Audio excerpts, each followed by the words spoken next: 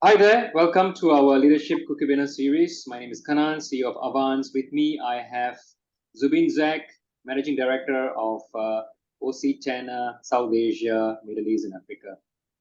Zubin, you want to tell us more about yourself?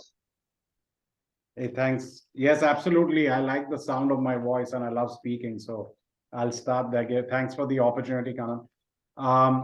Yeah, I think I love the company I work for.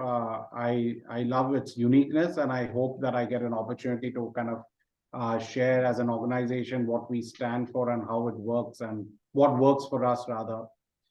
The other point, it's been a pleasure to be in this role for a few years now and learn the nuances across the region and also the ever-evolving needs of our customers, ever-evolving trends which we see in the marketplace, and how it's playing up in our industry, rewards and recognition, in culture building solutions, etc. And last but not the least, just a little bit about me, that I love chaos. I thrive in a place or an opportunity where you need to take that chaos and bring clarity, bring alignment, create enthusiasm, and then finally make things happen. So just at the right place at the right time, and looking forward to a conversation, Karan. All right, I can take chaos, but maybe not to the extent of that you can probably take. All right, so just a quick, I want to tap your brain on this. So as a leader of a business, at the same time as someone who works with very large companies, I guess you work with companies of all sizes, mainly the region I mentioned before. And amidst that uncertainty in 2023, what do you think are the top things on leaders' minds and maybe the top focus areas? And yeah, I mean, just tell me based on your interactions again as a leader of yours as a business as well as the companies you work with. I think I've begun to realize I wouldn't say this a few years ago, but as I moved more into general management and not only client-facing roles and dealing or interacting with the growth of our relationships and business, I've noticed that one of the key aspects has been the environment you're able to create for all your stakeholders as well as team members to thrive in or to succeed in. And I think that has impacted the way finally the strategy gets executed. And I think the effectiveness with, as they say that a formulation of creating a strategy, you can get praised for that, but while executing a strategy well, you should get worshipped for it or something like that. And I think that's where, from the boardroom to the lunchroom, or from the boardroom to going back to ground level reality, when you need to actually execute, that's where the misses happen. So I think the biggest area is that, are we able to create that environment for an effectiveness execution of strategy? So I would say that the whole environment, which can support the first point, I would talk about, finally, did I execute what I decided to start out with? Obviously, I would say the second point would be the variability or the unknown of the ever-evolving marketplace, right? Today, we can't really, I don't know what a midterm and a short-term or a long-term time frame is, because things can change. And even if you're a big player, you have, obviously, we call some companies who come along and annoy you or are creating that additional work for you to kind of bring more clarity to your customers on what you stand for and how you can value add to the process. We call them ankle biters. They're just chugging along, they're pulling you and they're just holding onto your ankle, but you keep moving, but it slows you down because you need to kind of just refocus, rephrase what you've been saying out there in the market. So I think the ever-evolving marketplace as well as competition, all to do with including digitization and technology changes, as well as business model changes is something which definitely, again, impacting the first point that your strategy never gets executed because all of these things now you have to maneuver and change your strategy maybe. But that's the second point, I think. And then everything which puts all of this together is people. So the third point, I think, gaps of talent when you want to go out there and recruit, the misjudging of people because expectations were different, and finally you have teams which are not delivering, and that's fine. No, it's never perfect. You have to be ready for it. It's like you expect the best, but you're going to live with, or you make the most of what you have. So I think your ability to be very sensitive and optimize the resources you have rather than just keep expecting the best is the third point, where it keeps you up. It keeps you busy. I was just telling you that it allows you to be justified in your job because you have work to do. So I think these three areas, the environment creation, the ever evolving or changing environment, and then the people who are the glue to kind of get the job done for you. Yeah. So obviously you're talking about micro environment is obviously something you take about, and the external environment as well as constantly changing, like digitalization, competition landscape and all that. But on the third point of the people, you talked about optimizing. Today, I think we're all talking about maximizing people, right? This morning I was with a client, I was delivering a leadership workshop, and they were saying that all of management expects us to deliver beyond KPIs, surpass the KPIs. Meeting KPIs is not good enough. It's just 3 out of 5. We want 4 or 5 out of 5 now, right? So optimizing is just average. Now they want maximizing, right? That's how you stretch a goal. So is that realistic, especially with the internal external environment constantly changing? People always say change is a constant, but today I think there's a given, right?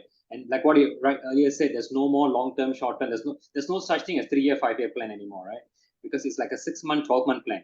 Even though Avant, that's how we said it, right? 6-month, 12-month plan, and of course there's a broader 3-year plan. But I know it's going to change every 6 months. So Yes. with that, how do you? I mean, what is your opinion? Maximizing versus optimizing people and resources? No, I think first thing for me, you can.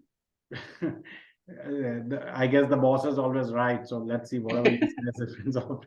But I think it's about clarity, right? Do you and your team have clarity on what is expected? So I think calling it optimizing, calling it maximizing, we obviously want to maximize everything possible.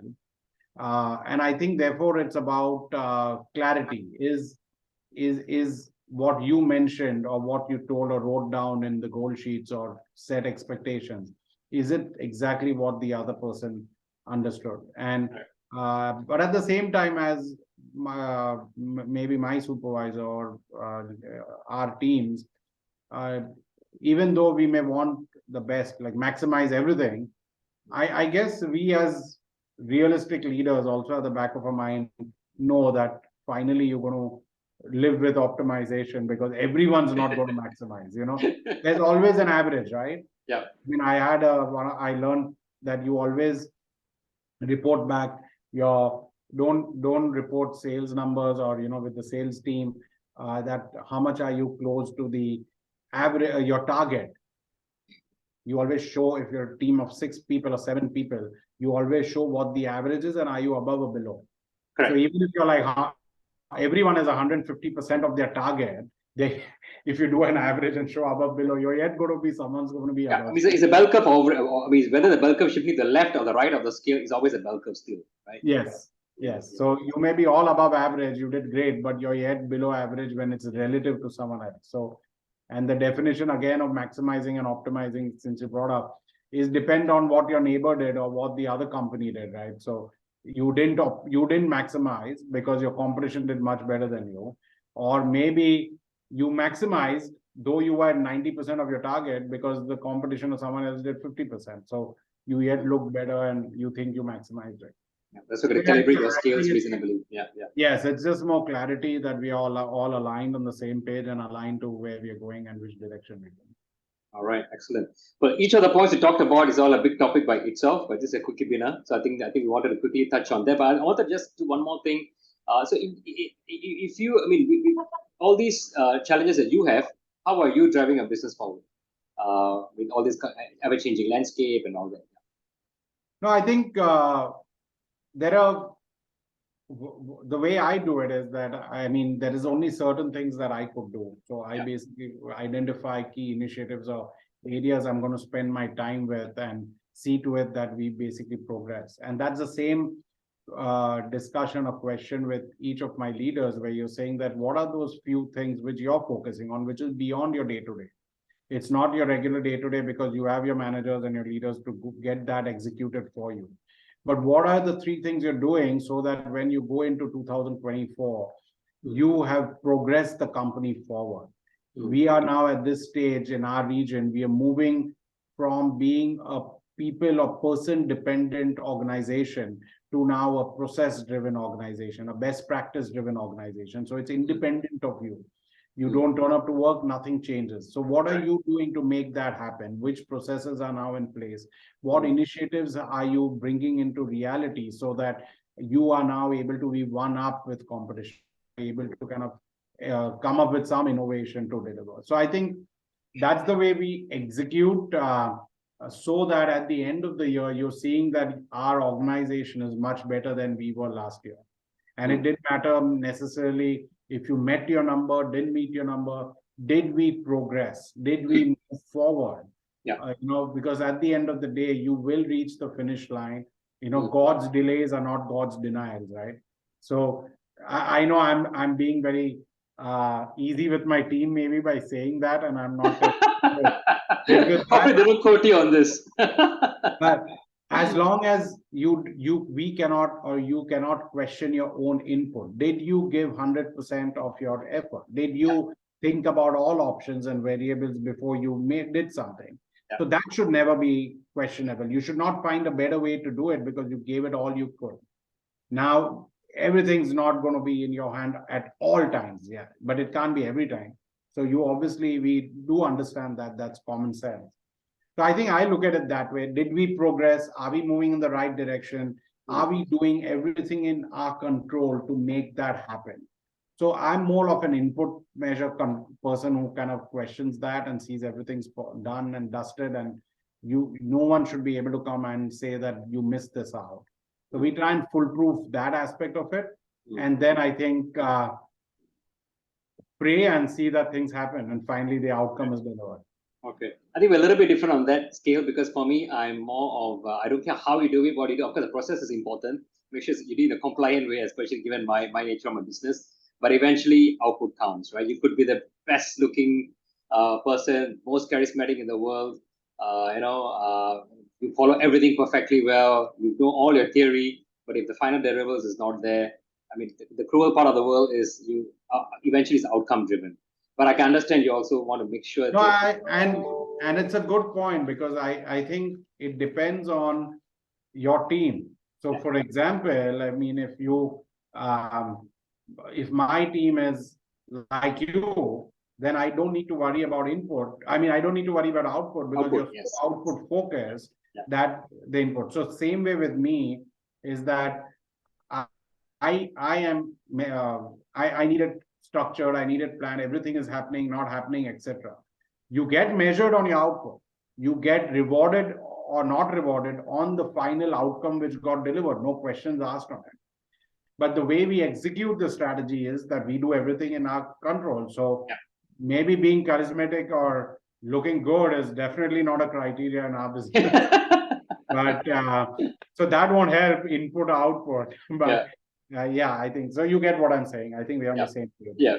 Awesome. All right. You talk about strategy execution amidst all the changing landscapes, and as well as how you make sure your people dynamics is in line with that. Fantastic. Any final words you want to share before we close this Quickiebiner? No, I think it's been great chatting with you. I think like the ever-evolving marketplace, I'm sure that if we catch up next year, things could be different and everything's evolving, and it's a fun time. It's a fun time.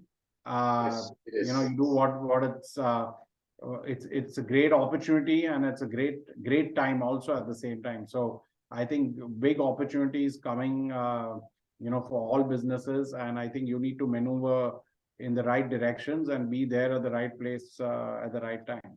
Awesome. So things are looking good. Thank you for this opportunity to catch up. Sounds good. Thank you so much, Zubin, and we will catch up with you again. Take care. Bye bye. Absolutely. Take care. Bye.